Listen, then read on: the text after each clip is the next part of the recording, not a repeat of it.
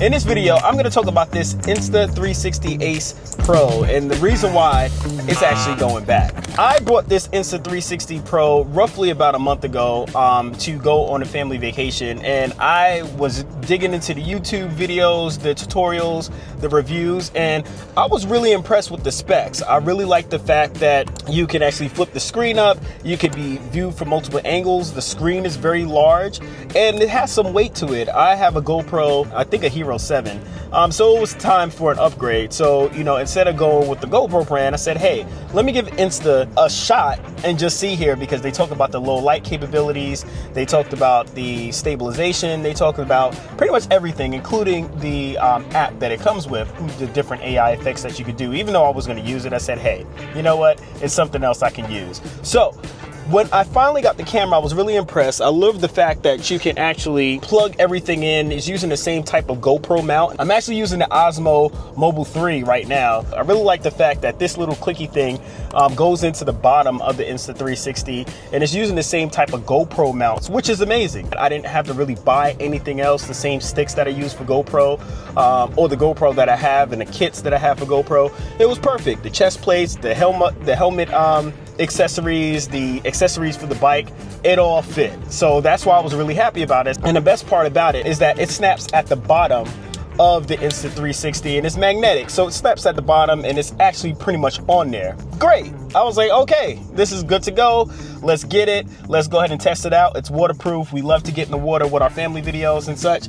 It is perfect. And I would say this thing feels really durable. And I know it'll take a hit if it falls. Now, the only downside is, I know a GoPro, you're able to replace the glass on here just in case if it breaks. My GoPro, the Hero 7 Black, I dropped it and it did crack the screen. I was able to order another one from Amazon and I'm good to go. However, with this, that is not the case. I believe you get one free replacement, and outside of that, the camera's dead, you gotta actually buy another one. So, all right, we understand that. When it first started off, I'll say everything is great. I love the gestures. I was able to, you know, hold my hand up and it'll take a photo, or do deuces or something like that. Hold my hand up this way and it'll actually start recording video.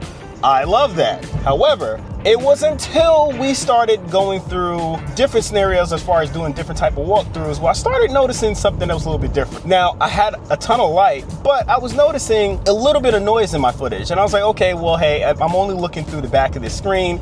Let me pull it up when I get on my computer when I'm dumping the footage. So I checked it into it and I was like, okay, it's performing well when you're outside. Yes, but the minute you punch in, just to avoid that whole warp feel, that's where I started seeing some issues. I started seeing like the stabilization portion kind of searching around, and it was giving some weird effects to the footage. I couldn't explain it. I say, you know what, maybe I'm just doing something wrong. Let me try it later on when we get out at night, because they boast about the camera's low light capabilities. Okay, so then we headed out that night and I put on the low light mode, and that's where the problems start coming in. We're doing general walkthroughs. I have it mounted to me because I have one of the Telesyn neck straps is mounted to me. It's minimal movement with my body, but I started noticing when I looked at the footage, the automatic tracking as far as the autofocus was jumping all over the place because it was using electronic, I think it was the electronic stabilizations, and then there was a lot of noise. So I was like, okay, maybe I need to put it fully in manual mode and go that way. And usually when I have the GoPro, and I know a lot of people are not a fan of GoPro, I'm usually able to say, okay, it's too dark, I'm not gonna film, but let me just get over somewhere that's a little bit lighter. But they boasted that this camera, you just need a little bit of light, you know. And again, let me back this up. I am a photographer and videographer. I do shoot with a Canon R5, and I do have Blackmagic cameras. Yes, I understand lighting, but I wanted to push the limits on this, and we just were walking around at night and the footage was just murky. It was trying to stabilize or focus in on my kid. It had it, and then it would start jumping around again because it was using the electronic stabilization, but he was not in focus. And I was disappointed. I was like, okay, hold on a sec. These are completely different from the claims that I'm seeing on YouTube. And again, I understand once you put it in your editing program and post, you can clean it up, but I was trying to avoid that. Usually I could take GoPro footage, I'm being honest, if I'm shooting in the day, I can throw my color grade on there and I'm good to go. I understand it's gonna be dark, but hey, it's an action camera, it's GoPro footage.